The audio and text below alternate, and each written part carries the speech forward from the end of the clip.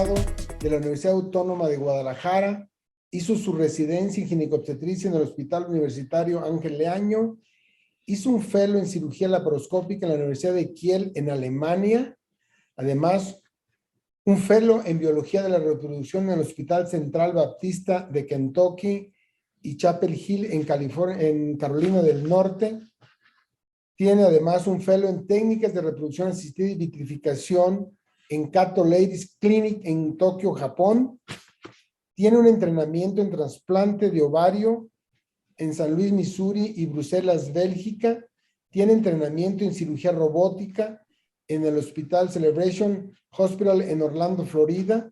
Es miembro fundador de la Sociedad Internacional de Trasplante de Útero. Es profesor en biología de la reproducción en la Universidad de Guadalajara. Es jefe del Departamento de Ginecología y Obstetricia del Hospital Centro Médico Puerta de Hierro, también en Guadalajara, y director general del Instituto Mexicano de Infertilidad en Guadalajara. Entre sus logros tenemos que tiene el primer embarazo en México y segundo embarazo en Latinoamérica con óvulos desvitrificados. También segundo embarazo mundial con óvulos madurados in vitro. Y primer trasplante de ovario en Latinoamérica. Creo que son logros muy importantes. Es una persona, es un profesor, es un médico con una trayectoria brillante. Por eso tengo el gusto de presentarles el día de hoy al doctor Luis Arturo Rubalcaba. Arturo, quiero darte la bienvenida. Es un honor para nuestra sociedad tenerte el día de hoy. Por eso quiero dejarte la pantalla y el micrófono para que el día de hoy nos hables de la endometriosis, su tratamiento médico y quirúrgico con un enfoque en la reproducción, dado el impacto que tiene la endometriosis en la infertilidad en nuestros pacientes. Muchas gracias y bienvenido, Arturo. Ismael, muchísimas gracias. Es un placer para mí. Tremendo. Quiero manera de introducción, hacer mención. No me canso de darte las gracias, Ismael, porque mis primeros pininos, recordarás que fueron gracias a ti en reproducción asistida, cuando, siendo tú pionero en México, me motivé mucho a tomar la iniciativa de iniciar en reproducción, y recuerdo perfectamente, eso fue por ahí del 96, 98, por ahí, que me di a la tarea de viajar a San Luis Potosí y ver mis primeras capturas de la mano tuya. Te lo agradezco mucho porque fue motivante, fue algo extraordinario, ¿no? Desde entonces, no hemos parado en temas de reproducción asistida, de cirugía laparoscópica, y sumamente contentos, ¿no? Y más con este tema, ¿sí? Vamos a subir la charla, si me permites. Claro que sí, tienes la pantalla y el micrófono. Gracias. Bien. Bueno, les agradezco mucho nuevamente. Para mí es un orgullo estar con ustedes. He preparado esta plática de una manera haciendo una recopilación de varias charlas que hemos dado desde hace aproximadamente 30 años. Quiero mencionar que mi chip como fertilitólogo, como cirujano endoscopista, pues cambió evidentemente una vez que estuve en Kiel, en Alemania, en 94, con el profesor Kurt Sem, y aprendimos muchas cosas que evidentemente, regresa uno de no poner manos, sino manejar la cámara muy bien, pero ver una serie de cirugías que fueron pilares pues para que esto fuera proliferando, ¿no?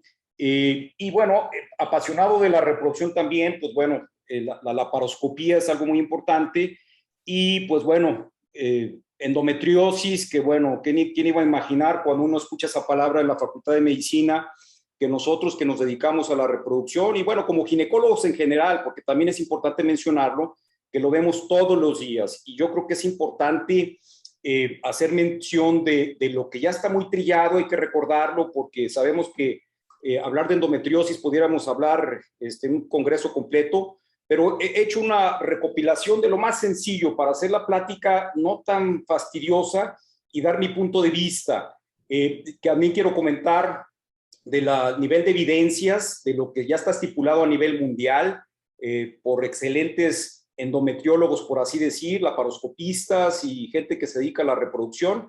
Pero también es importante dar nuestro punto de vista cuando no se tiene evidencias tipo ABC, sino que son casos, reportes y experiencias personales que me gustaría a final de la charla en Petit Comité, pues platicar cuál es la experiencia que hemos tenido con el manejo de la endometriosis, ¿no?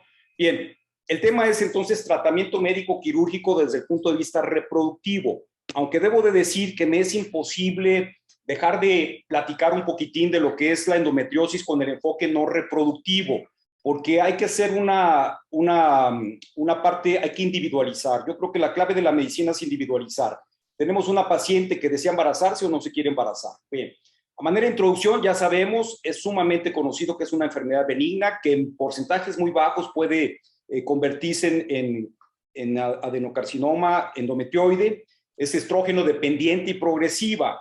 Es un tejido endometrial fuera de la cavidad que distorsiona la anatomía, generando patología tubárica y sobre todo crea un ambiente hostil. Aquí quiero hacer hincapié que ese ambiente hostil muchas veces es por el óxido nítrico que genera en temas reproductivos una alteración en la fecundación, en el transporte de los cigotos, de los embriones hacia la cavidad endometrial. Y bueno, esto puede ser desde algo incluso mínimo. Algo que quiero mencionar y seguramente ustedes lo han visto, muchas veces pasamos desapercibido la endometriosis porque no tiene síntomas como nosotros aprendimos en la Facultad de Medicina. Y yo creo que la astucia de todos nosotros, y por qué no decirlo también del ginecólogo, es saber identificar quién puede tener problemas de endometriosis, por así decirlo, subclínico. Es decir, aquella pareja, en este caso esta mujer que ha sido muy bien estudiada, con su reserva de ovario, que es una mujer joven, que no tiene dismenorrea, dispareunia, dolor pélvico, disquexia, nada en absoluto, y que no encontramos o que le etiquetamos con el cliché de esterilidad sin causa aparente, y que resulta pues que hay una endometriosis mínima que merece tratamiento. Una pareja joven, con factor masculino normal, con buena antimuleriana, por así decirlo, y no encontramos esa causa. Pues bueno, si no hemos hecho la laparoscopía, pues evidentemente esas pacientes van a ser candidatas para realizarla e encontrar una endometriosis mínima leve de acuerdo a la clasificación de los americanos, pero por qué no decirlo también una prácticamente microscópica que también tiene una hoja importante y merece tratamiento, ¿no? Ya es muy conocido que, bueno, son la presencia de glándulas endometriales que para todos nosotros es fácil de identificar, pero también es cierto que de repente metemos el laparoscopio y no podemos identificar a simple vista, de una manera macroscópica, lesiones tan clásicas como esta, que son implantes glandulares en lo que es el fondo de saco, en los ligamentos uterosacros, cuando realizamos una decorticación, que esto fue propuesto por Chacaroni, teniendo mejores resultados cuando estamos hablando de una endometriosis considerable, ¿no?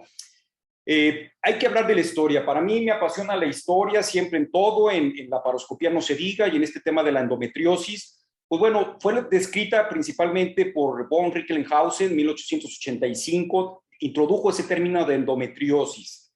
Pero una persona que merece un punto y aparte, no solamente endometriosis, sino en ese síndrome de Rokitansky, pues es este doctor Feir von Rokitansky, que tuvo la astucia de publicar casos que había ya descrito von Recklinghausen, pero los publicó. Pasa lo mismo en el síndrome de Meyer-Rokitansky-Kuster-Hauser.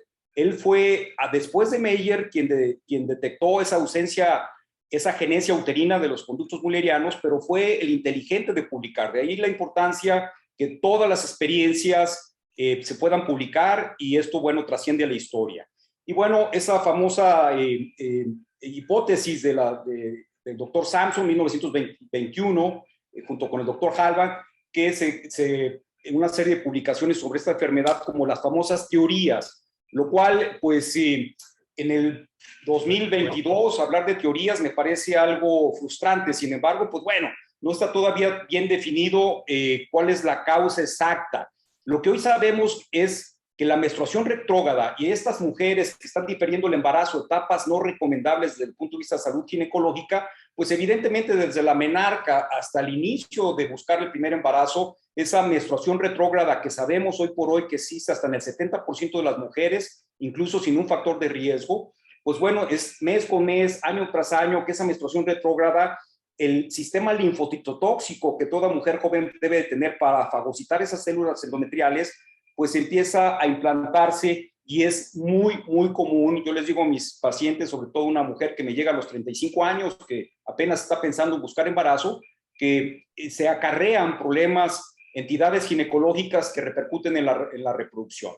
Bien, las células madre de origen extrauterino, que es una tendencia, es una hipótesis, una teoría muy en boga en la actualidad, a través de las células mesenquimales, que a posteriori voy a explicar de una manera más detallada, la diseminación hematogénica o linfática que explica las endometriosis a distancias en las severas, donde podemos encontrar endometriosis en el diafragma, en los pulmones, hasta en el cerebro.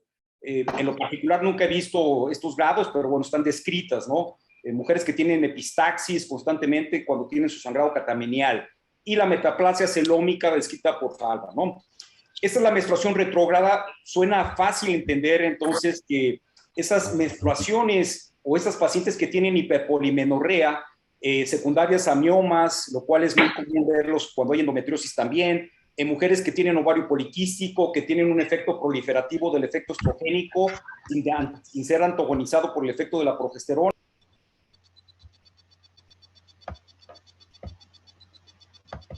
Sí me escuchan bien, ¿verdad? Sí, ya. Proseguimos.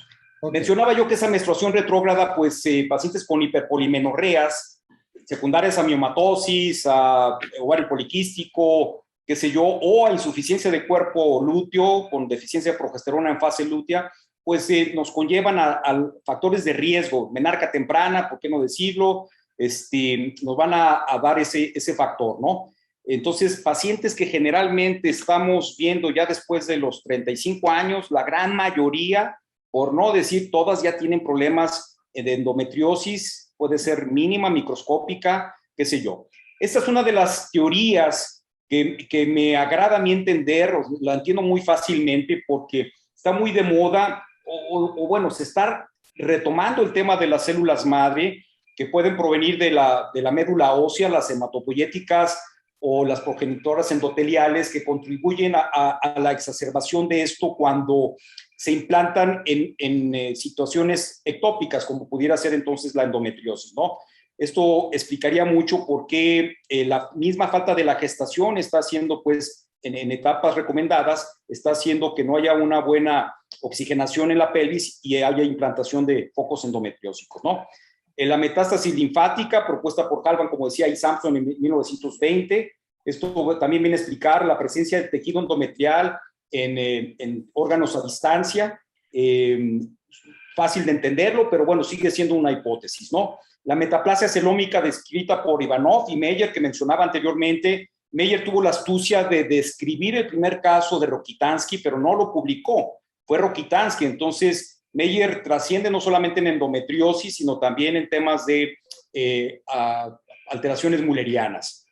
Bien, hablamos de epidemiología, pues afecta al 10% de las mujeres en etapa reproductiva, pero evidentemente la gente que nos dedicamos a la reproducción, pues bueno, podemos ver desde el 34.5 hasta el 50% de nuestras parejas con esta entidad, en este caso la mujer. Y claro que tiene un impacto económico no solamente en los Estados Unidos, de donde copiamos estadísticas, sino en cualquier parte del mundo. En México existen pocos estudios epidemiológicos, pero generalmente van principalmente alrededor del 34.5. Y cada vez más lo estamos viendo, porque, insisto, la fertilidad en la mujer la está difiriendo a etapas no recomendadas desde el punto de vista de salud ginecológica, ¿no?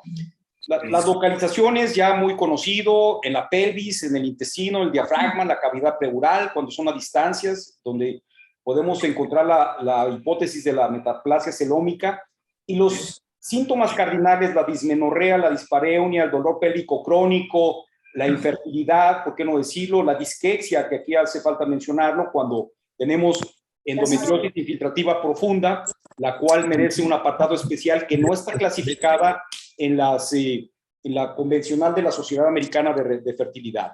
Entonces, estas son típicamente los síntomas que debemos de enfocar.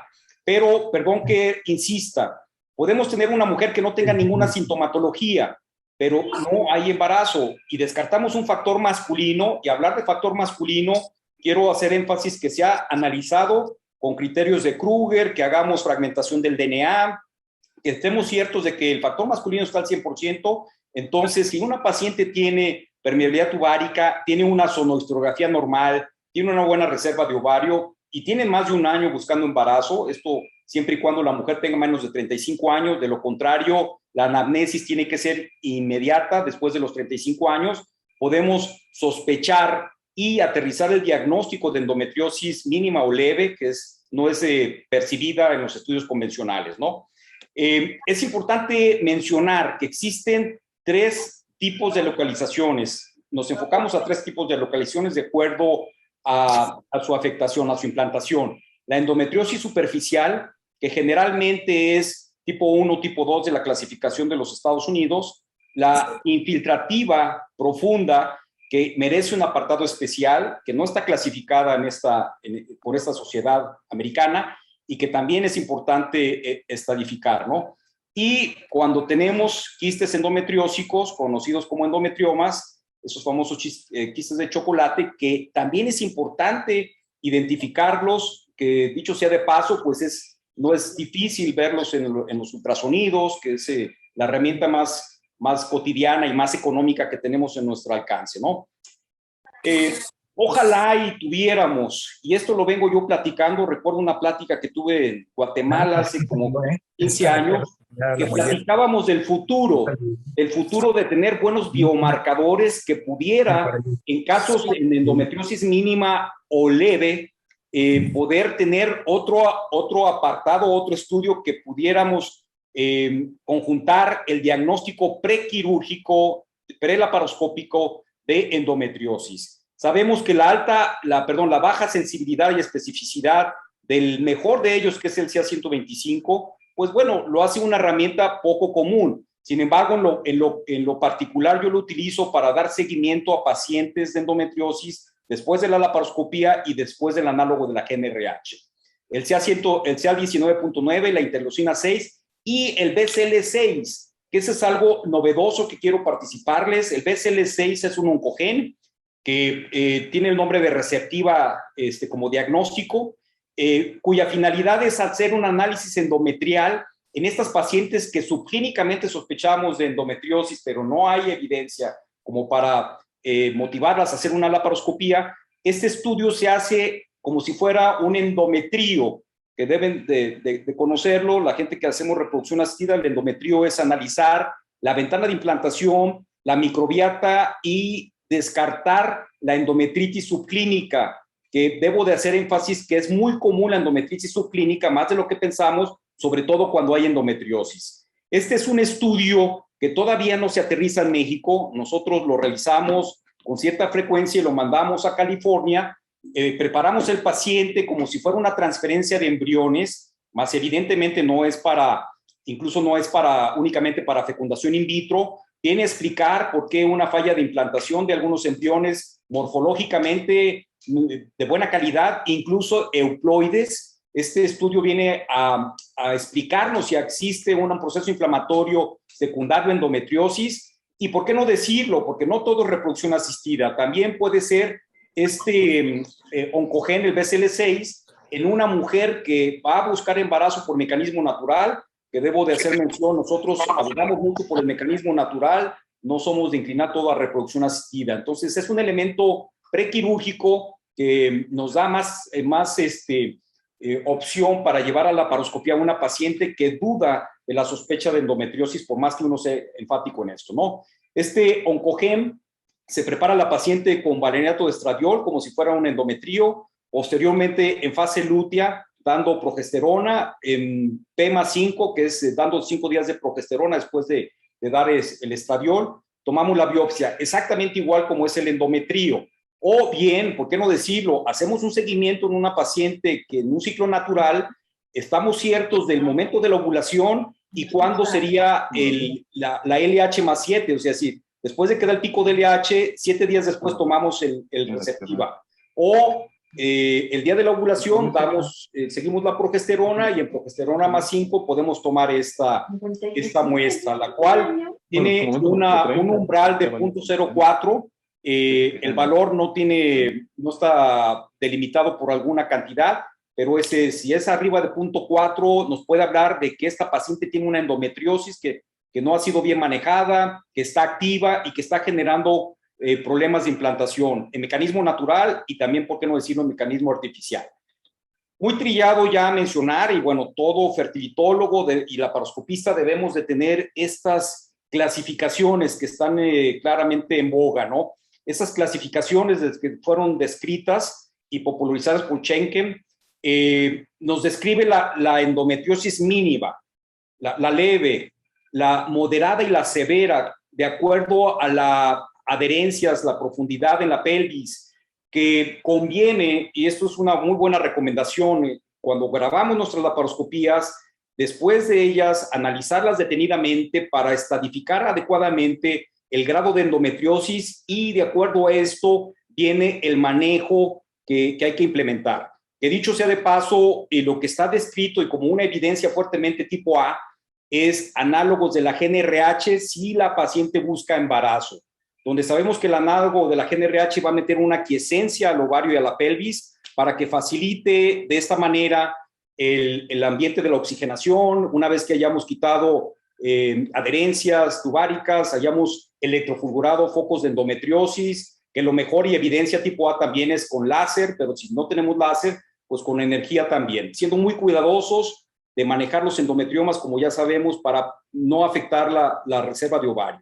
Entonces, esto es muy importante. Ahora, quiero comentar que la Escuela Americana de Fertilidad y de la AAGL, la Asociación Americana de Laparoscopía, para el estadio 1, el estadio 2, después de hacer el diagnóstico, basta y sobra con hacer electrofulguración de los focos de endometriosis y a posteriori ya darle luz verde al paciente a que busque embarazo. Evidentemente esto antes analizando y haciendo una buena anamnesis del factor masculino, de la reserva de ovario y de hacer una sonohisterografía que posteriormente les voy a mencionar que es importantísimo. No meter a la laparoscopía a nuestros pacientes con una simple histerosalpingografía que sugiere adherencias o sugiere patología tubárica, porque dejamos hasta en un 30% de diagnosticar entidades de la cavidad uterina como sinequias, miomas, pólipos, qué sé yo, y desaprovechamos el momento quirúrgico para retirarlo.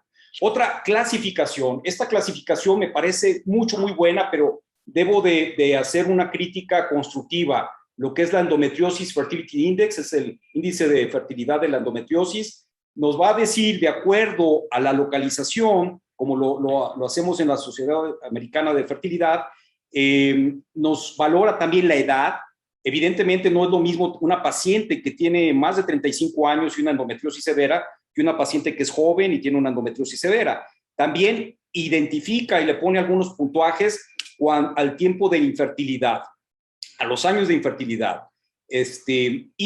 Bueno, de acuerdo al score nos puede dar un porcentaje hasta 36 meses después de la laparoscopía para obtener el embarazo. Esto a mí me parece así como una bolita mágica de decirle, mira, tienes después de este score un tal porcentaje, pero siempre y cuando factor masculino sea normal. Que debo decir que en la actualidad el factor masculino está muy comprometido, estamos en la etapa del COVID que está generando leucocitospermias, astenospermias, ¿por qué no decirlo? Descensos en el control espermático. Entonces, estos porcentajes es únicamente valorando el factor ginecológico, una vez solucionando el problema de endometriosis. Una de las clasificaciones que debemos de tener en mente es la propuesta, la que se hizo en Europa, en Viena, en el hotel de Ana Encián. Es un hotel extraordinario, tuve la fortuna de conocerlo. Es un hotel donde se pregona mucho el arte. Y en este hotel, en Encián, el hotel de Ana Encián, se reunieron en 2012 endoscopistas de ginecología, de la Sociedad Europea de Laparoscopía, fertilitólogos del ESHRE, invitaron a gente de los americanos como para poder establecer este diagnóstico de la endometriosis infiltrativa profunda, que de acuerdo a su localización, como pueden ver ustedes aquí, puede ser A, B, C, puede ser el nivel 1, 2 o 3, de acuerdo a la extensión de menos de 1 centímetro, de 1 a 3, más de 3 centímetros, y por qué no decirle la clasificación F cuando hay fuera a distancia, que puede ser desde una adenomiosis, que es la endometriosis interna, o ya cuando invade la vejiga, el recto, el intestino y órganos a distancia. Entonces, esta clasificación merece un apartado especial, porque de nada serviría dar un tratamiento específico de acuerdo a la clasificación de la AFS si dejamos de tratar una endometriosis filtrativa profunda, que debo mencionar, tiene que ver mucho con disquexia, tiene que ver con dolor pélvico crónico, esas laceraciones de terminaciones nerviosas que por ahí, y siendo una clasificación, una evidencia tipo A, pues esos procedimientos de Luna y el procedimiento de la neurotomía presacra, que para mucha gente no funciona, pues bueno, según la literatura de Archie Cochrane, pues podemos tener una evidencia tipo A, es decir, que sí puede funcionar. Bien, estas son las evidencias que pongo en esta charla. El tipo A, para mí es más fácil esta que la que conocemos mucho, del tipo 1, 2, 3 y con subdivisiones. La tipo A es cuando es una evidencia de apoyo por metaanálisis, revisiones sistemáticas de estudios controlados randomizados de alta calidad. Esa es la que quisiéramos tener siempre. La B, cuando son metaanálisis de revisiones sistemáticas, pero calidad moderada. La C, ensayos controlados aleatorizados únicamente, con estudios no aleatorizados y casos controles con calidad moderada. La D, cuando son estudios no analíticos y reporte de casos. Y por qué no decir el GPP, que es la opinión de expertos. Esto, a final de la charla, yo quisiera dar mi punto de vista de algo que no está estipulado, que no quisiera parecer como endometriólogo, pero sí me gustaría expresar mi experiencia que tengo después del 94 de hacer la laparoscopía con el doctor Sem, de cómo hemos manejado la endometriosis y con qué medicamentos y con resultados extraordinarios. Insisto, nosotros no estamos casados con la reproducción asistida. Debo de mencionar que para nosotros reproducción asistida es una mujer ciertamente arriba de 35 años, a veces nos vemos un poquito temerarios hasta 38 años, que tiene factor masculino normal, que tiene una buena reserva de ovario normal. Entonces tratamos siempre de buscar el mecanismo reproductivo por mecanismo natural. Bien, en cuanto a los implantes microscópicos, podemos resumir que estas lesiones pueden ser peritoneales superficiales, las lesiones de endometrioma, que tenemos que cuidar sumamente, y las profundamente infiltrantes, que es la infiltrativa profunda. Las superficiales, pues bueno, realmente creo que se manejan muy bien con el análogo después de la laparoscopía. Las lesiones ováricas tenemos que ser muy cuidadosos, ya está muy trillado decir, muy repetitivo, que la energía monopolar, la bipolar, a diferencia del láser, que el láser tiene una evidencia tipo A, pues para quitar endometriomas haciendo el famoso stripping, pero nunca meternos a hacer una laparoscopía si no tenemos la reserva de ovario del paciente con niveles de FSH óptimos, LH óptimos, estradiol y prolactina, pero principalmente antimuleriana. La antimuleriana merece un apartado especial, se ha popularizado de 7 años para acá. Sin embargo, se creía que podía ser, y una de las grandes ventajas de la antimuleriana es que se puede realizar en cualquier día del ciclo, incluso pacientes con anticonceptivos, pacientes embarazadas, y no tiene alteraciones en su especificidad ni sensibilidad. Pero de viva voz del doctor Teramoto, que es una de las gentes que he aprendido yo mucho en bajas respondedoras, el doctor Teramoto dice que lo ideal es hacerlo en día 2 y día 3, igual que como medimos la reserva de ovario. Y bueno, la infiltrativa profunda, que la decorticación, como lo hace excelentemente el doctor Chacaroni, podemos tener una muy buena perfusión en la pelvis y mejorar la función reproductiva. Podemos, de manera general, el tratamiento pues, puede ser quirúrgico, supresión ovárica, combinado tratamiento quirúrgico y médico cuando la endometriosis es considerable, y bueno, tener en cuenta que siempre existe la reproducción asistida. Y que, por ejemplo, una paciente que ya rebasa sus mejores años reproductivos y que por condición ginecológica de sus endometriomas, o porque tiene un factor masculino irremediablemente dañado, o porque tiene patología tubárica no resuelta, pues es importante hacer la laparoscopía, meter a la quiescencia con el análogo y a posteriori hacer la fecundación in vitro. Hay miles de artículos que la respuesta es mucho mejor que si hacemos la laparoscopía, hacemos el stripping y sin dar análogos y nos metemos a reproducción asistida, los resultados no son favorables como meter a la quiescencia, ¿no? Los objetivos principales evidentemente es reducir el dolor, la dismenorrea, la dispareunia, el dolor pélvico crónico, incrementar las posibilidades de gestación. Yo abogo que los análogos de la escuela alemana lo que pregona siempre es dar análogo después de la laparoscopía, aunque sea mínima o leve, que eso han sido sujeto de críticas, pero ellos han demostrado que el óxido nítrico, el cual se incrementa, aunque sea mínimo o leve, puede generar alteraciones en la fecundación y en la implantación. Disminuir la siembra peritoneal, suprimir el crecimiento y la actividad del endometrio, esas son las metas de este procedimiento. Una vez que detectamos como diagnóstico o que el gold standard es el ultrasonido cuando estamos tratando endometriomas, pues bueno, es accesible, es económico, no hay que dejar por alto una palpación abdomino-vaginal bimanual de repente. Esas imágenes tan clásicas podemos identificar incluso adenomiosis. Pero bueno, tenemos una menor sensibilidad y especificidad, a diferencia de la resonancia magnética nuclear, la cual si la utilizamos con contraste podemos identificar si es un foco hemorrágico o es un foco crónico de un implante de endometriosis. Podemos detectar también adenomiosis, que merece un apartado especial por el manejo quirúrgico descrito por el doctor Osada de Japón, por mucha gente que por la laparoscopía están operando excelentemente la adenomiosis en úteros sumamente grandes, ¿no? Y que están afectando evidentemente la reproducción. Mencionaba que esta hormona antimulleriana, descrita por Peter Johannes Müller, vino a revolucionar todo el concepto de cuándo sí, cuándo no operar, o cuándo meter, por qué no decir, a preservación de la fertilidad.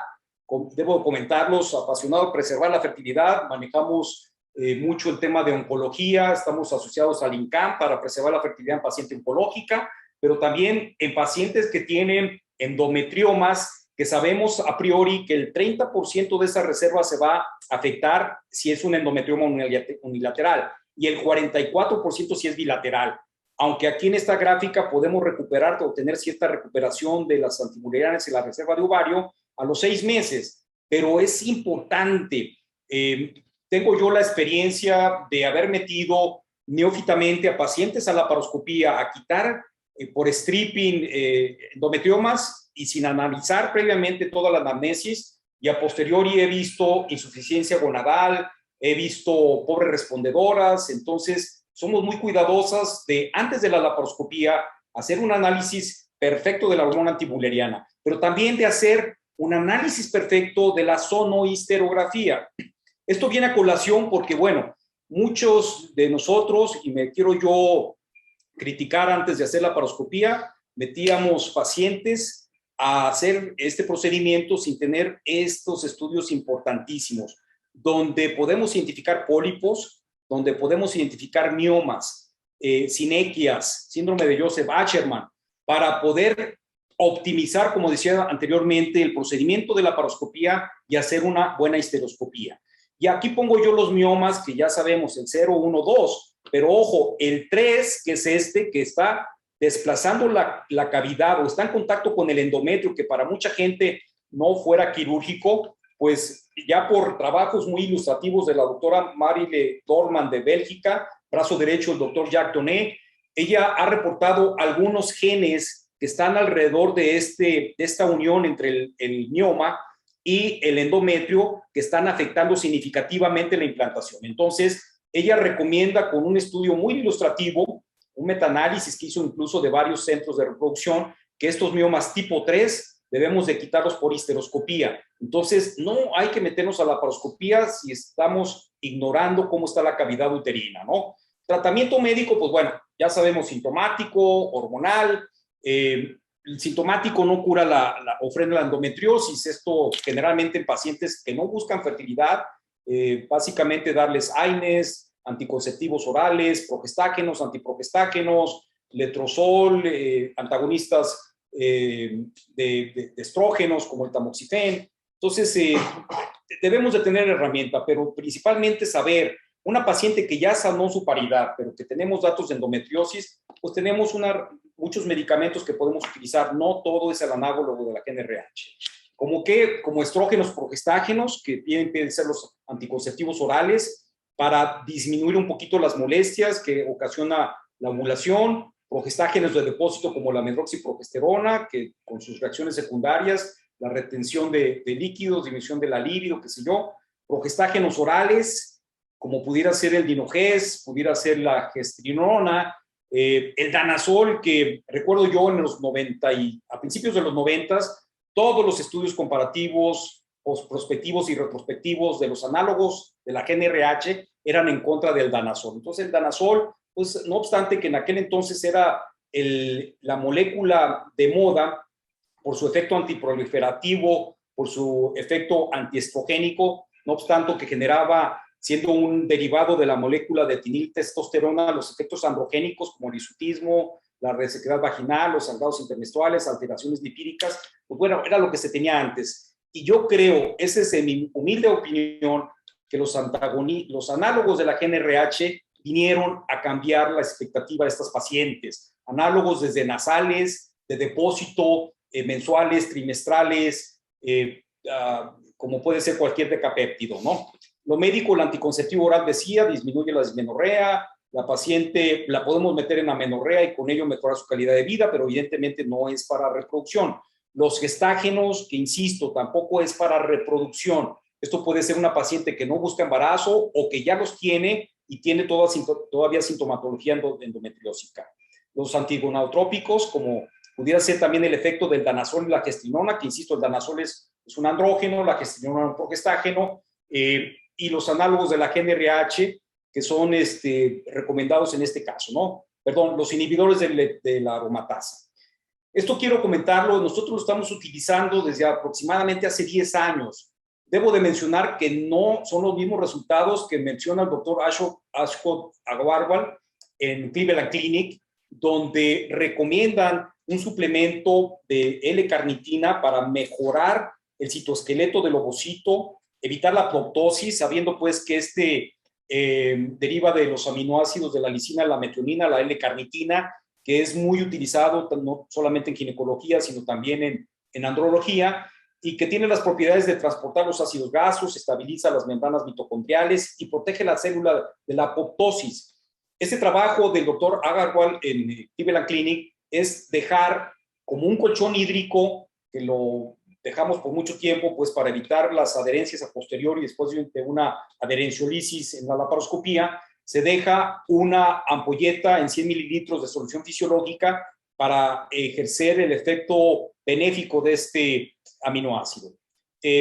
Porque sabemos que la endometriosis pues, genera cambios en el entorno intrafolicular, líquido peritoneal, aumenta los niveles de citoquina, del factor de necrosis tumoral, y afecta a la calidad ovocitaria y a los embriones, no solamente in vitro, sino también en vivo. Entonces, la L-carnitina disminuye el nivel de apoptosis y disminuye el efecto antiproliferativo inducida por la presencia de las citoquinas, ¿no? Muy importante mencionar lo que viene a México. He tenido la oportunidad de manejar el Orilissa, que es el Agolix, es el único antagonista ya aprobado por la FDA. Esto es para pacientes no que buscan necesariamente el embarazo. Hoy hay un estudio prospectivo llevado a cabo actualmente en Canadá. Este estudio del impacto del Agolix como tratamiento para la dispareunia en pacientes con endometriosis, que puede ser moderada o severa, fue realizado en los Estados Unidos con resultados extraordinarios, 150 miligramos o 200 miligramos de Agolix, que tiene propiedades muy importantes ante las enzimas digestivas, ante las enzimas gástricas, a diferencia del decapéptido, como puede ser la buserelina, el acetato leprolide, la nafarelina, que es nasal, que tiene buena absorción. Pues bueno, puede ser una vía oral, fácil, cómodo, y con resultados incluso muy por arriba de dar gabapentina para pacientes con dolor pélvico crónico, recidivantes después de tratamiento laparoscópico o no de endometriosis. Entonces, es un medicamento que está a punto de entrar, se paró ahora con la famosa pandemia y más con la pasividad de los permisos en la COFEPRIS, pero este medicamento no tarda en entrar en México y es otra de las herramientas muy buenas para nuestros pacientes con endometriosis, generalmente moderada o severa, ¿sí? Mencionaba que los anticonceptivos hay una evidencia muy fuerte para pacientes que no se quieren embarazar, hasta los AINES, el progestágeno también una evidencia tipo A, los gestágenos tipo A, y bueno, aquí hay que mencionar que el análogo de la GnRH en paciente que no desea embarazarse, sobre todo cuando abusamos de él, yo debo de criticarme hace 20, 25 años utilizaba hasta 6 meses y hasta 8 meses del análogo. Esa quiescencia que metemos al ovario, a esa insuficiencia transitoria gonadal, difícilmente el paciente lo soporta, aunque demos el famoso AdVac. El AdVac, debemos recordar, es dar un poquito de valeriato de estradiol, es dar incluso un poquito de medroxiprogesterona durante el tiempo que damos el análogo. Entonces, no es fuertemente recomendado en paciente que no desea embarazo. Ahí estaría yo de acuerdo en utilizar Dinogest, levonorgestrel en forma de dispositivo, gestrinona, que es el famoso Nemestran, ¿sí? El quirúrgico sigue siendo el gold standard cuando identificamos endometriosis, sobre todo moderada y severa, que no pasa desapercibido en los estudios convencionales. Y en aquellas pacientes que sospechamos, pero no tenemos la herramienta todavía de la laparoscopía, pues bueno, de repente un tratamiento médico pudiera ser recomendado.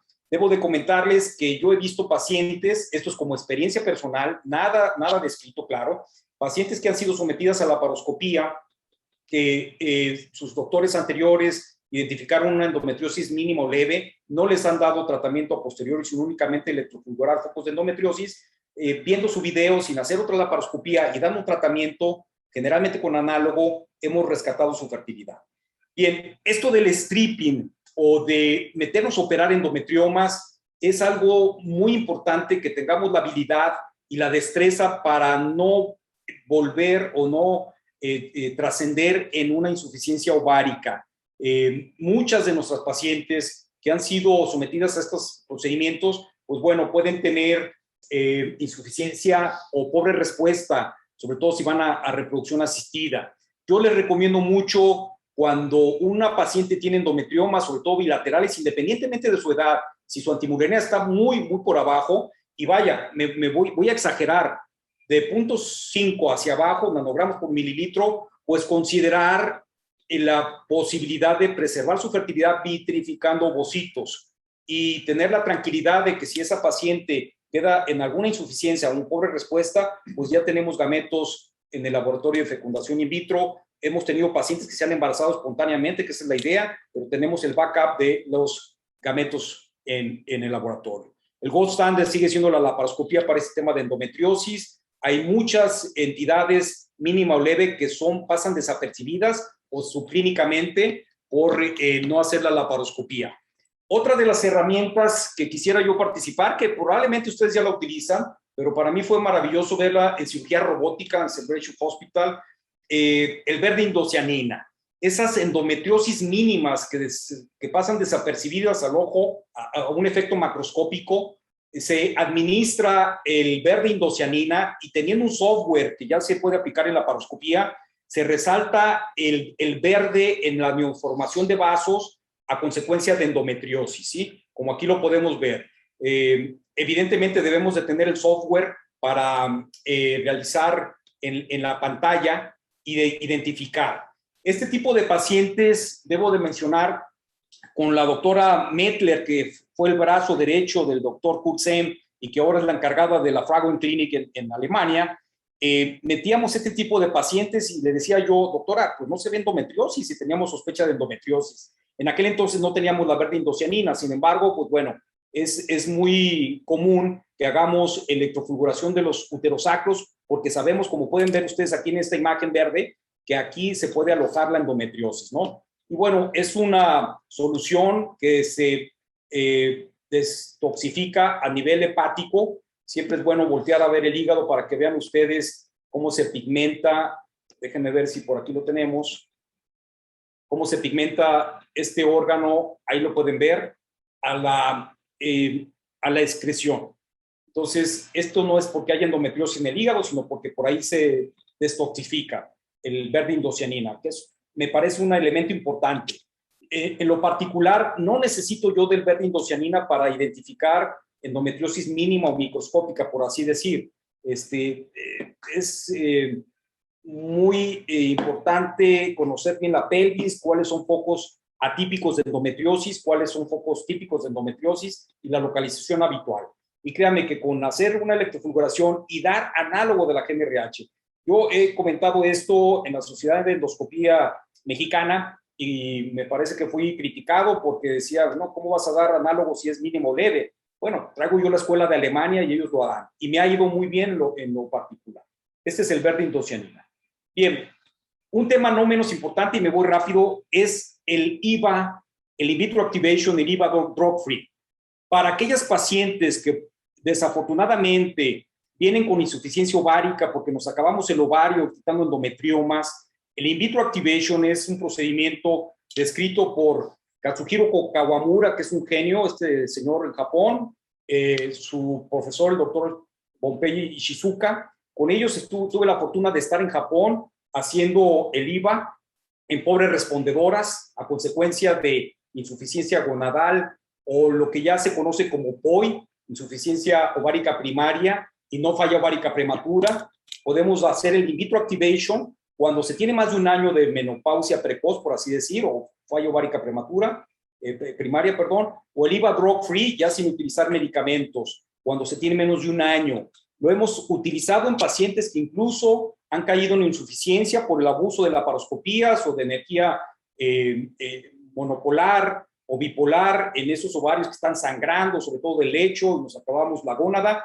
Bueno, este es un estudio muy importante, me maravilló, porque le digo yo a Katsuhiro, esto es como revivir un muerto, una paciente en menopausia que prácticamente va a estar destinada a ovodonación. Ustedes pueden ver aquí el estudio control, se aplica un inhibidor que es el PTEN y un activador que es la fosfatidilinositol 3-quinasa, para que vean ustedes en los estudios controles, tanto con el PTEN, con la fosfatidilinositol quinasa y combinando el inhibidor y el activador, ¿cómo ven ustedes el efecto hipo como de hipopótamo? Vean ustedes la corteza, en donde de esta corteza emergen los folículos primarios hasta folículos centrales que no los puedes ver en el ultrasonido. Sabemos que podemos ver folículos de 6 milímetros, de 5 milímetros, pero entonces se emergen estos folículos a fase antral y podemos tener, como él lo ha demostrado, en pacientes que han sido incluso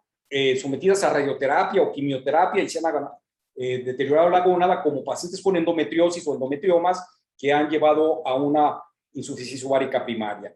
El procedimiento, y qué lástima que no se ve aquí esta película, pero bueno, es activar el tejido con este aplicador que se puede conseguir en Kitasato. Podemos realizar una ventana peritoneal en la trompa, lo que sería un trasplante heterotópico, porque no es en la foseta ovárica como sería el ortotópico, que incluso te pudiera dar la posibilidad de que se embarace naturalmente esta paciente.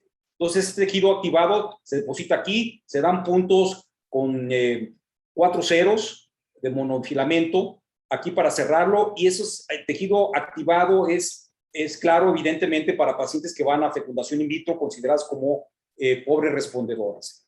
Y bueno, pues quise traerles lo más importante, lo que ya sabemos todos nosotros, y lo actual, lo nuevo. Como experiencia personal, quiero comentarles que después de terminar el análogo de la GNRH, estipulando si son 2 meses, si es 1 mes, si son 3 meses, 4 meses, de acuerdo a la severidad, a la localización, si tiene endometriosis infiltrativa profunda, la paciente le doy el análogo, hago una anamnesis en el procedimiento, si hicimos adherenciolisis tubárica, volvemos a hacer la histerosalpingografía, si quitamos algún mioma o algo en cavidad, volvemos a hacer una sonografía durante la quiescencia.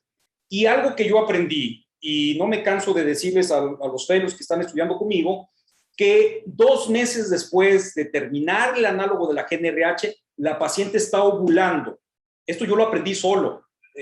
Probablemente suena pedante mi comentario, pero la experiencia de estar manejando esto, los análogos, yo estoy fascinado, los análogos en reproducción, no debemos de darlos y abusar de ellos cuando no es por reproducción. Pues entonces a los 2 meses ya la paciente está ovulando. La cito a los 2 meses de cuando terminamos el tratamiento. Ocasionalmente hago un seguimiento con el CA125, determino los niveles séricos de estradiol que deben de estar por arriba de 15 picogramos por mililitro para entender, sin hacer lo que pregonan los americanos, que es la segunda mirada, el second look, pues entender o tener un parámetro de retroalimentación relativamente objetiva, entiendo yo que es muy subjetiva, de que terminamos ya con el tratamiento y ahora viene el factor de embarazo.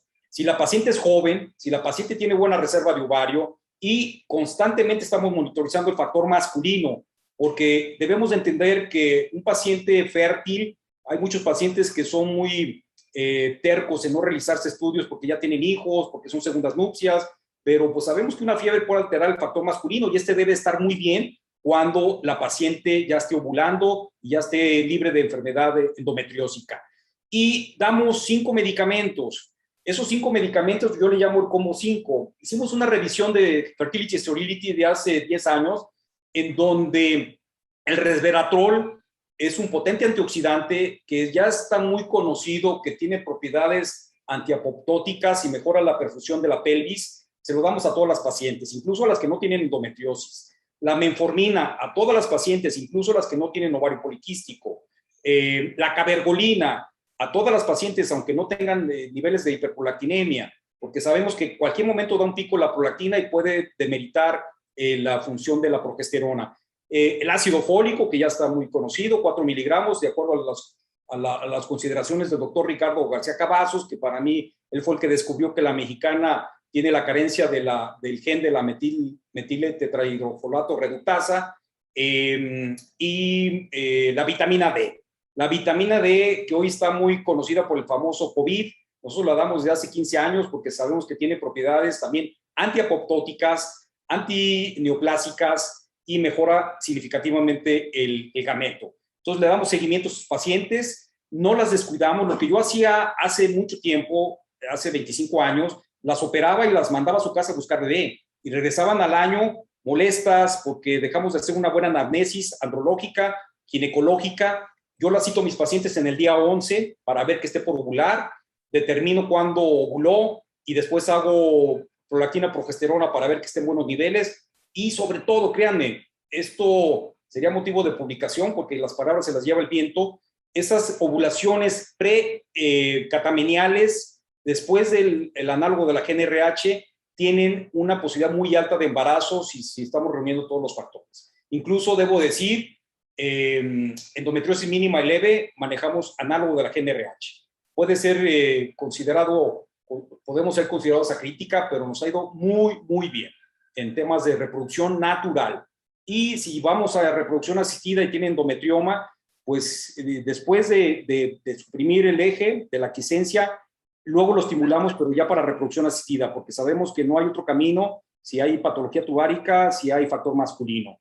Y ya para terminar, ¿cuándo sí, cuándo no operar un endometrioma después de que hemos pisado la reproducción asistida, cuando hemos ya estado en in vitro? Cuando la calidad del gameto no mejora, cuando los embriones son de muy mala calidad y estamos recuperando los ovocitos de focos endometriósicos, creo considerable hacer una laparoscopía sin abusar de la energía para mejorar la calidad del gameto. Y pues bueno, les agradezco mucho su atención y espero no haber sido muy fastidioso en la plática. Muchísimas gracias por su atención y estamos listos para platicar y petit comité y las experiencias personales de cada uno de nosotros, ¿no? Para nada, Luis, nos ha dado mucho gusto escucharte. Sí, quiero abrir los micrófonos a todos. Si alguien tiene una pregunta, sí, para el doctor, yo creo que este momento la podemos hacer. ¿Sí? Yo, doctor. Ok. Buenas noches. Buenas noches, Margarita. Doctor Rubalcaba, buenas Sí. noches. Muchas gracias por su plática. Felicidades. La verdad, una plática muy, muy interesante. Gracias. Endometriosis, tanto para los biólogos de la reproducción como los cirujanos laparoscopistas, pues sigue siendo un coco. Y difícil de manejar, difícil de dar buenos resultados, sobre todo en reproducción.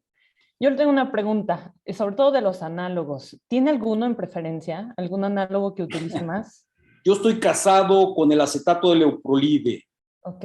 Casadísimo. ¿Por qué? Porque cambié un tiempo al implante que lo conocemos ya con el nombre comercial de Soladex. Y el de depósito mensual me permite a mí ir valorando las reacciones secundarias y no pasarme de la raya. Todas las pacientes son diferentes y eso lo entendemos como doctores, ¿no? Entonces, una paciente que merece no más de 4 meses, yo no doy más de 4 meses de análogo, aunque sea severa, aunque le haya quitado endometriomas.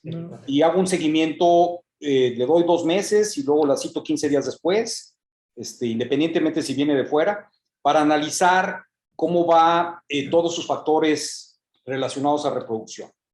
Ahora, también es importante mencionarlo, una paciente joven que no quiere embarazarse, pero le detectas endometriomas, lo que yo hago, y bueno, no sé si está estipulado, y eso son experiencias personales, es tratar bien la endometriosis y luego anticonceptivo. Porque si me voy con el anticonceptivo y no le doy el análogo, el anticonceptivo solo per se no frena el que a posteriori tenga otra vez endometriomas o una endometriosis infiltrativa, qué sé yo. Entonces, tratamos bien la endometriosis cuando es severa y después damos anticonceptivos, ¿no? Okay. Perdón. No, perdón. Y en este caso, por ejemplo, da 2 a 4 meses del análogo a su paciente que sí va a someter a una fertilización in vitro, tal vez, por ejemplo, un factor tubario, que ya es irreversible, ya la va a someter. ¿En qué momento inicia la estimulación? Bueno, espera el le das el sangrado depósito. catamenial.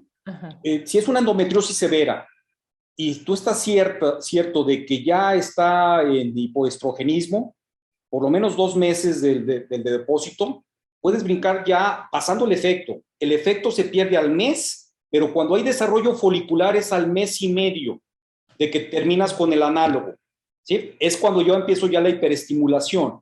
No me voy a 4 meses. Yo te digo, yo he cambiado mi chip mucho. Yo antes daba 6 meses. Llegué a ver pacientes que le daban 8 meses de análogo y yo no sé por qué. O pacientes que sigo viendo con finalidades reproductivas y que le dan dinogés, le dan gestinona, todavía danazol, que ya para mí ya debe de ser quitado el arsenal. Entonces le doy el antagonista, perdón, el análogo, y eso genera un ambiente favorable desde el punto de vista perfusión a nivel de la gónada para obtener mejores gametos. Y bueno, la gente que hacemos reproducción, hay estudios muy ilustrativos que la implantación mejora y tal vez lo podemos analizar con el famoso Oncogen PSL6, de que no hay actividad endometrial a consecuencia de endometriosis, que te lleve a una falla de implantación.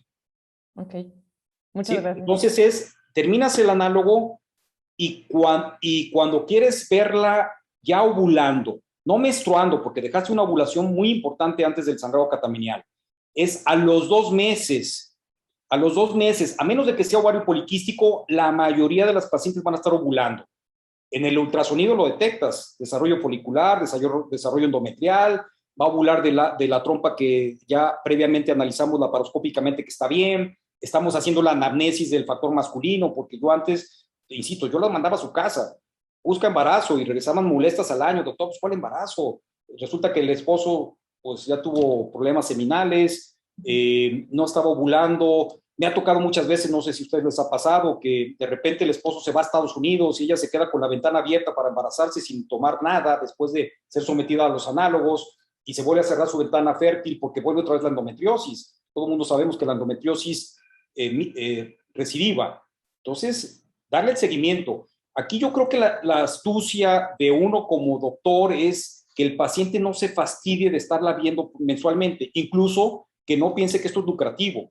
Yo les hago un análisis, les explico muy bien. Mira, esto me ha funcionado a mí, son estrategias que yo he adquirido con el tiempo. La veo un día 11, si no se embarazó con la primera ovulación previo al sangrado menstrual, luego la cito en el día 11, la monitorizo, busquen bebé del 11 al 17, el día 22, 23 del ciclo de prolactina y progesterona. Yo no dejo, y también no es una evidencia científica buena, yo no dejo la cabergolina hasta que esté embarazada hasta las 10 semanas. No dejo la menformina, aunque no sea ovario poliquístico, hasta las 10 semanas.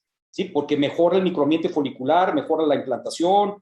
Y es clásico entender que uno da cabergolina porque trae la prolactina alta, lo cual es multifactorial y no solamente por endometriosis.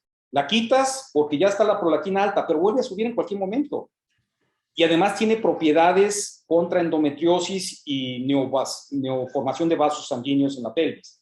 Entonces, es una maravilla. Para mí ese combo lo tengo utilizando más de 10 años, cabergolina, metformina, resveratrol, ácido fólico y vitamina D. A toda paciente que se va a embarazar, tenga o no problemas de endometriosis, tenga o no problemas reproductivos, y nos ha ido de maravilla. Tenemos muchos embarazos por mecanismo natural. Yo lo que pregono con los muchachos que están aquí haciendo biología de la reproducción es que la astucia que debemos de tener nosotros es buscar mecanismo natural. Yo lo digo con todo respeto a la gente que abusa de la reproducción asistida. Pacientes jóvenes que tienen buen pronóstico, buena reserva de ovario, todo va a reproducción asistida, pues no, eso no es, no debe ser considerado como algo bueno, ¿no? Entonces, buscar natural, pero también echar mano de la reproducción asistida cuando sabemos que estamos topando con pared, ¿sí? ¿Para qué meter una paciente a mecanismo natural si tiene 40 años? ¿Para qué meter una paciente de 25 años que trae una antimuleriana por los suelos? O que trae un factor masculino irremediablemente dañado, que también nosotros tratamos de mejorarlo con el andrólogo, no se puede, pues reproducción asistida. Entonces, hay que individualizar, ¿no? Okay. Gracias.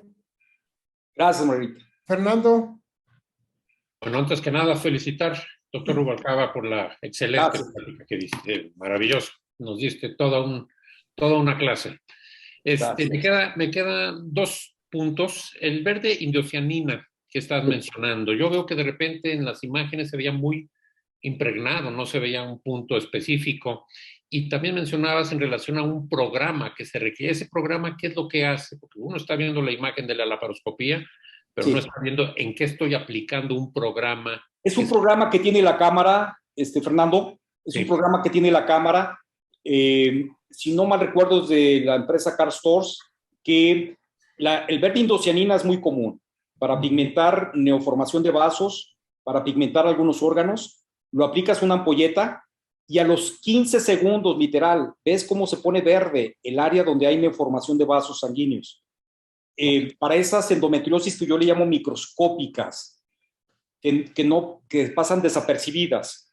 ¿Cuántas veces no etiquetamos malamente a una pareja con esterilidad sin causa aparente porque no hemos sabido detectar el porqué? Y entre ellos el porqué es una endometriosis microscópica, que también afecta. Mucha gente dice que no afecta, que no tiene trascendencia, pero para mi punto de vista sí afecta. Entonces, estas pacientes electrofulguramos, identificamos y sabemos si damos o no el análogo. En lo personal yo sí lo doy. Mucha gente me dice que abuso del análogo, pero tenemos tasas muy buenas de embarazo natural. Este es el verde indocianina. Entonces, la pantalla tiene un software que te detecta la impregnación de la verde indocianina, para que quede muy claro. Evidentemente, en una endometriosis moderada o severa, pues a lo mejor estás abusando, pero lo quieres documentar, le aplicas y te vas a ver impregnada todas las glándulas endometriales de verde indocianina. Que debo decir que todos los robots, desde las generaciones XY, desde hace 10 años, tienen ya en su pantalla del robot, tienen para detectar la verde indocianina. Oye, y una segunda pregunta rápido. ¿Es frecuente que pudiéramos tener que operar a una paciente joven que ni siquiera tiene novio, que no está pensando en la posibilidad de un embarazo? Porque estás encontrando endometriomas bilaterales con ciertas adherencias en las cuales tú sabes que aunque ahorita no es prioridad, tiene 20 años, buscar un embarazo, pero yo sé que esto a la larga va a caer en una situación difícil. ¿Qué tipo de seguimiento le puedes dar en esas pacientes y cuánto tiempo de seguimiento le puedes dar? En cierta forma no es nada más buscar endometriomas de repetición, sino bueno, claro, es un reto, pero si tiene endometriomas, esa paciente tiene que ser operada, ¿no? Sí. Midiendo antimuleriana, insisto, pero raro que una mujer joven tenga una antimuleriana alterada. Ser muy cuidadosos con la energía, hacer stripping, ya no suturar, que antes suturábamos, recordarás, hace mucho tiempo suturábamos por recomendaciones de la familia Nesat, de los 3. Y ya sabemos que eso es un proceso adherenciógeno. Acabar con la endometriosis, yo doy análogo y después doy anticonceptivo. Y no la pierdo, le digo, te me pierdes y dejas el anticonceptivo y otra vez vas a volver con endometriosis. Y esto es un factor para que te afecte tu fertilidad a posteriori. Entonces está dejas el anticonceptivo. Sí, perenne. Hasta que se vaya a buscar un embarazo. Buscar el embarazo. Okay.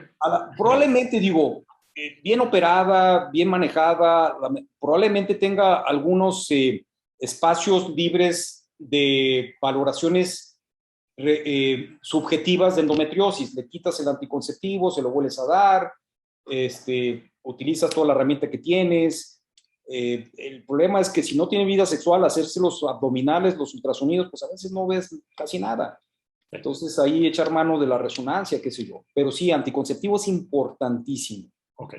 Y me ha tocado, porque debo de mencionar, me dedico mucho a la preservación de la fertilidad desde que traje la vitrificación del Japón, en pacientes oncológicas y en pacientes con endometriomas. Tenemos, yo creo que alrededor de unas 40 pacientes que no quieren embarazo, pero que ya han sido operadas de endometrioma y que tienen endometrioma otra vez. Lo preservamos ovocitos y las operamos. Y con la finalidad de dejarlas bien para que se embaracen por mecanismo natural. Y análogo y anticonceptivo, ¿sí? Y algo muy común, Fernando, es el Dinogés actualmente. Yo lo digo con mucho respeto, no funciona Dinogés para paciente que se quiere embarazar. No funciona gestrinona para paciente que se quiere embarazar. En su momento llegó a funcionar el danazol, famoso Ladogal, con sus propiedades androgénicas, pero tenía muy buen efecto antiproliferativo. Se veían ciertos resultados. Insisto, yo no cambio el análogo de la GnRH y me enfoco, como decía Margarita, al acetato leuprolide. Muy bien, muchas gracias. Gracias. Luis, quiero participar un poquito en esta pregunta que hace Fernando. Me parece muy interesante tu pregunta, Fernando, porque estás hablando de una etapa importante de la mujer donde podemos quitarle la oportunidad de lograr un embarazo con sus propios óvulos. Es frecuente y posiblemente con mayor frecuencia vamos a encontrar en los pacientes jóvenes con endometriomas que va a haber daño importante en el ovario y, por supuesto, una disminución de la reserva ovárica. Entonces, ahí es fundamental, como dice el doctor, medir la hormona antimuriana, qué nivel tiene. No hay duda que esa paciente con un endometrioma o bilateral, como sea, es quirúrgico. Esa paciente hay que operarla, pero antes de operarla, hay que ver cómo está su reserva ovárica, explicarle muy claro cuál es el compromiso, porque muchas veces uno mete a la paciente a operar y después cae en falla ovárica y la paciente piensa que fue por la cirugía y no es así.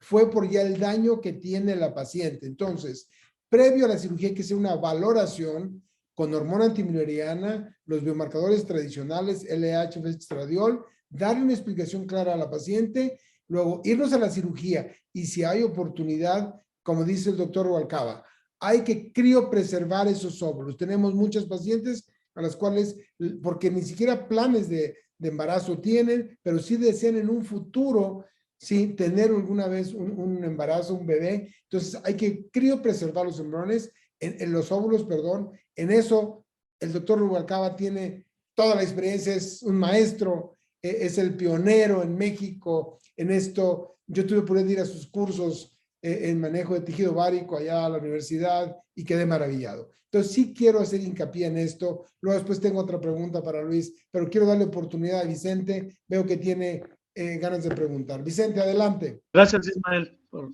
Adelante. darme oportunidad y felicidades al doctor Rubalcaba, muy interesante.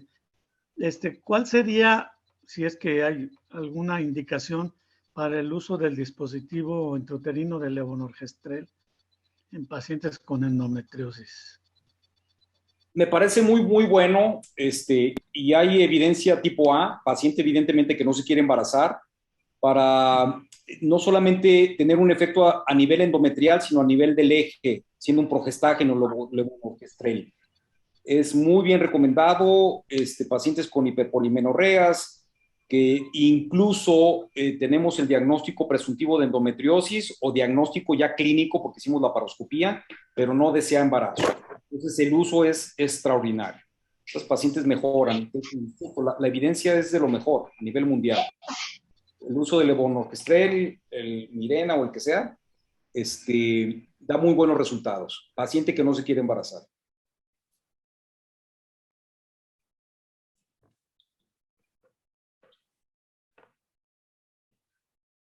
¿Algo más? ¿Alguien más quiere hacer otra pregunta? Ok.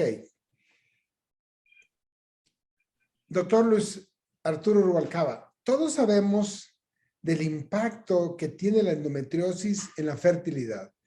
Para muchos que no nos dedicamos a la reproducción, ¿cuál sería el ABC del abordaje de la paciente con infertilidad que sospechamos que tiene endometriosis?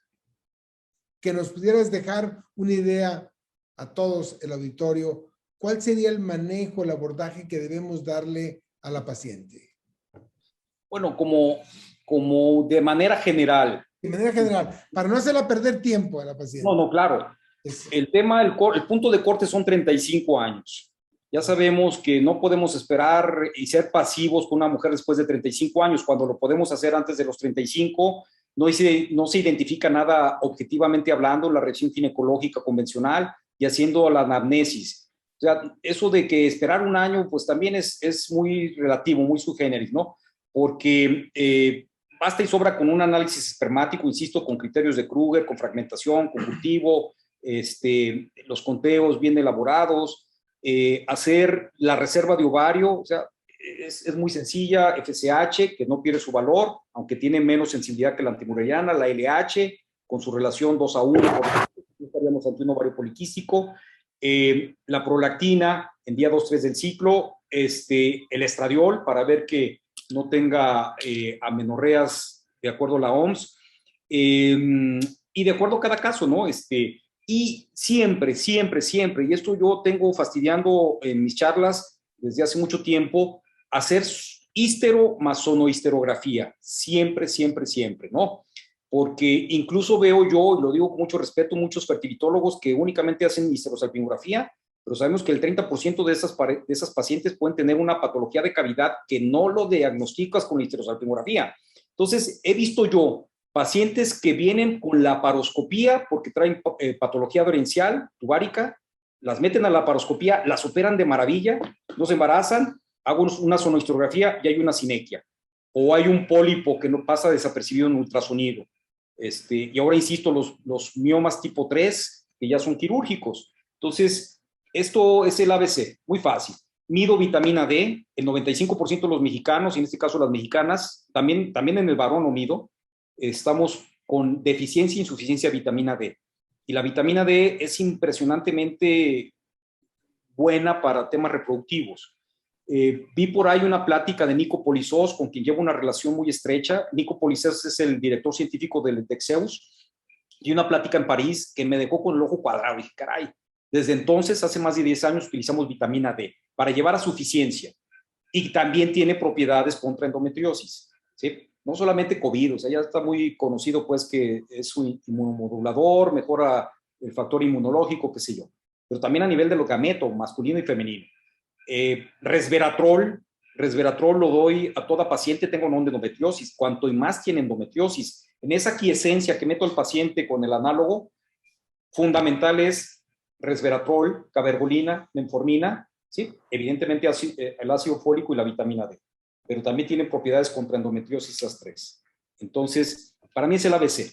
El ABC, más de 35 años, damos prisa.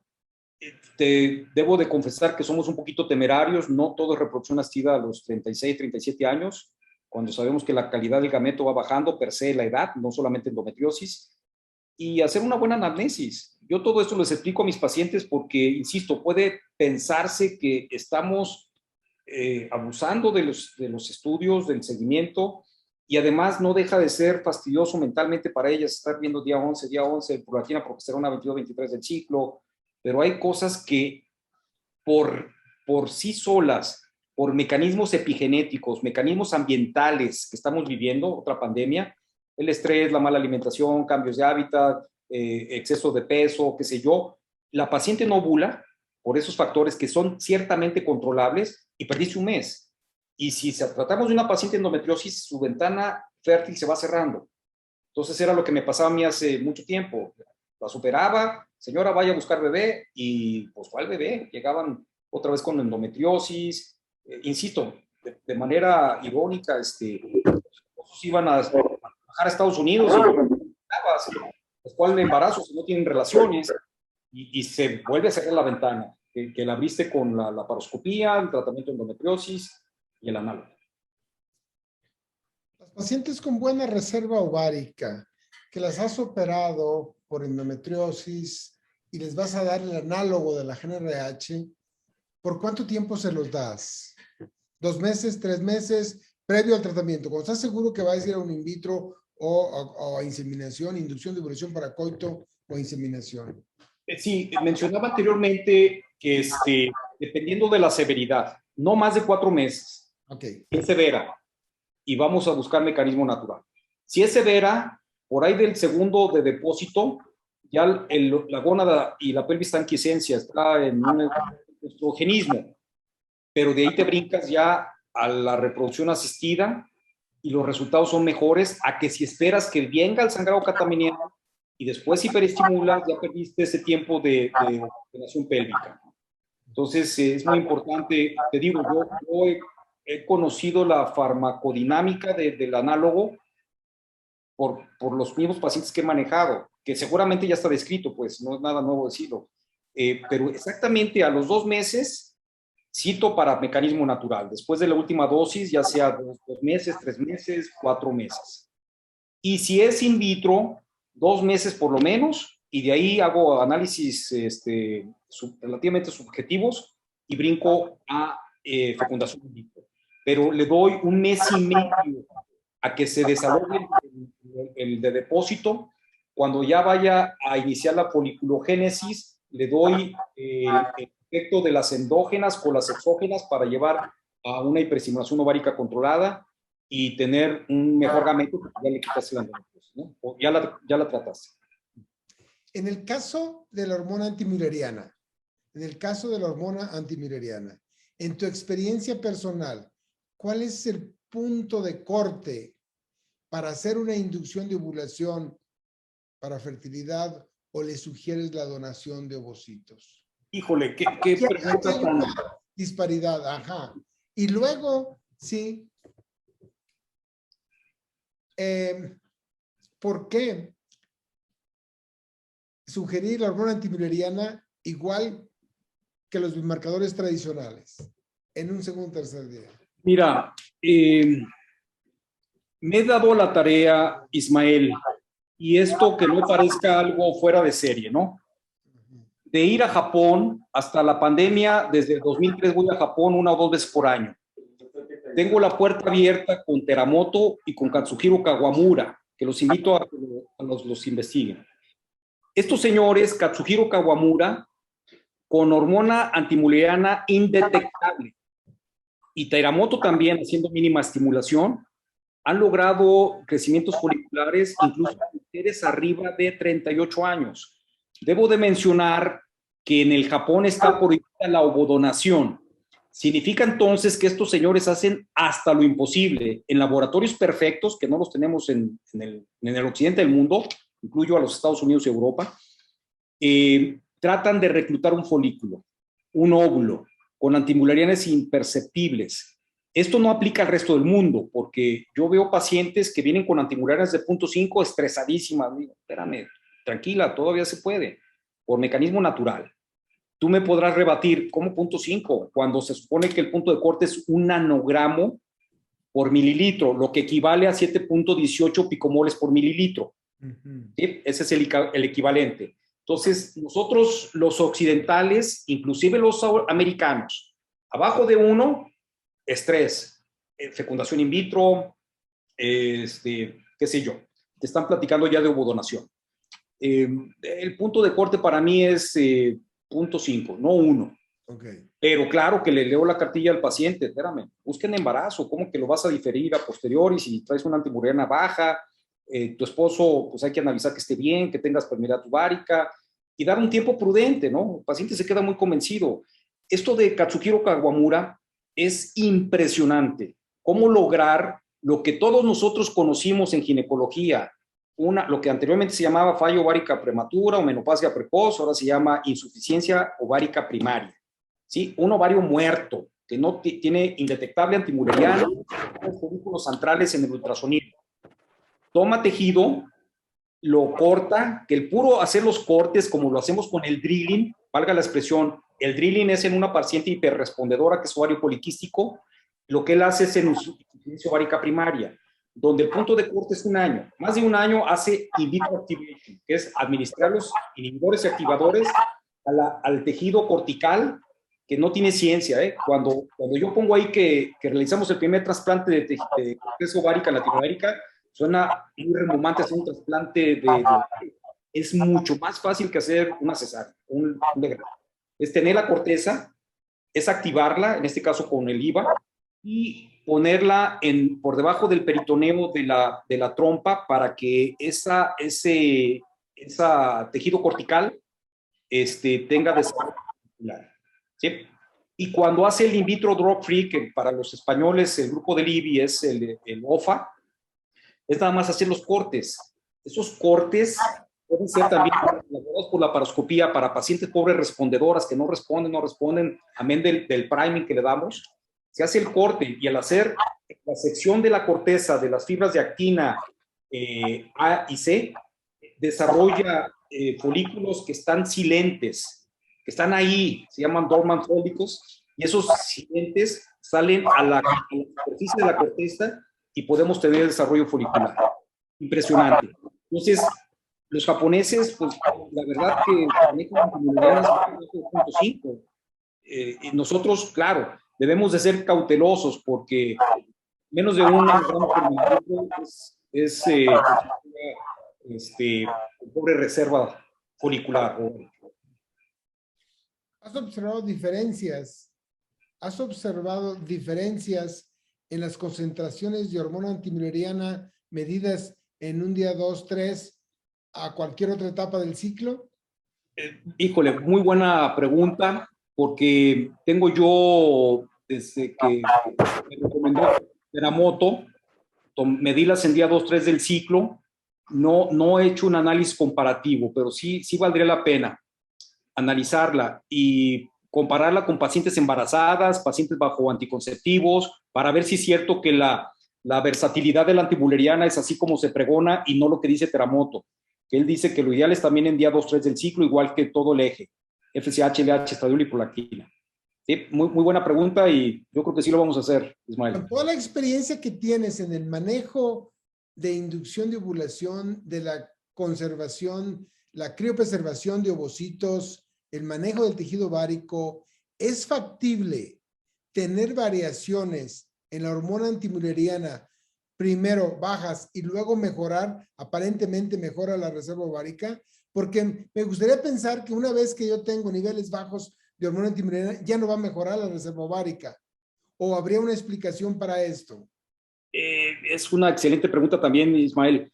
La antimülleriana no es un valor predictor en trasplante de tejido cortical, ni en el IVA, ni en el IVA drug free. No actúa igual, ahí sí que la FSH, la LH, el eje. Se supone que debería haber cambios a mejoría si usamos andrógenos como la de hidroepiandrosterona, la testosterona transdérmica, pero tampoco lo hay, comparativamente hablando con estos elementos que te mejoran la reserva. Por cierto, volviendo a hablar de Nicopolizos, él tiene un estudio que va a salir, se llama el TTT transdermal, que es utilizar el OTGel, la testosterona transdérmica, en un estudio multicéntrico que está por salir, y no vio diferencias significativas en antimüllerianas, pero sí diferencias significativas en tasas de embarazo. Okay. Pudiera pensar uno a priori que tendría que mejorar, porque si estás dando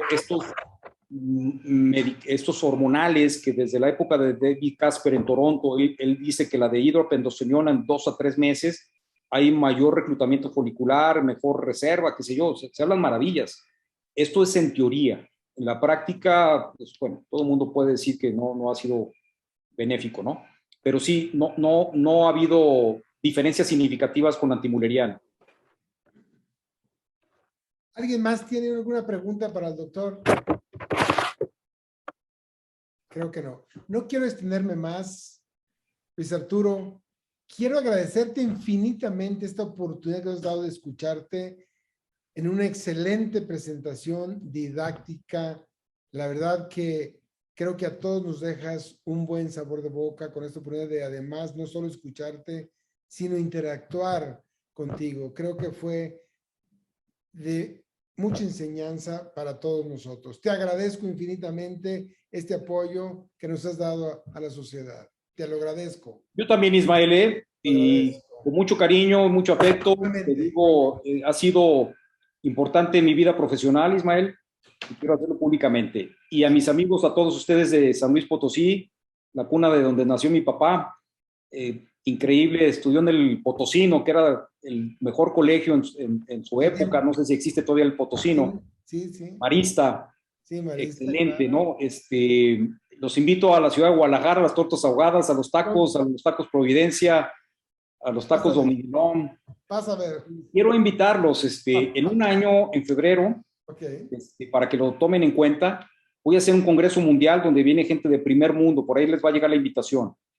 Traigo a los NESAT y en reproducción, a los 3 NESAT, Shena, Camra y FAR. Y traemos a gente muy reconocida, a Matt Bryston, que es el de trasplante de útero, que es mi amigo, con el cual me honró en pertenecer a la Sociedad de Trasplante de Útero. Fertilitólogos como Juancho García Velasco, Nico Polizós, Gerald Chaten, Gary Smith, que es nuestro director científico actualmente de Detroit. Bueno, gente muy, muy reconocida. Ya los japoneses ya no, ya están muy fastidiosos las veces que vienen con la vitrificación. Ya no Sherman Silver, que es el mero a nivel mundial de trasplante de tejido cortical. Están invitados en febrero del próximo año.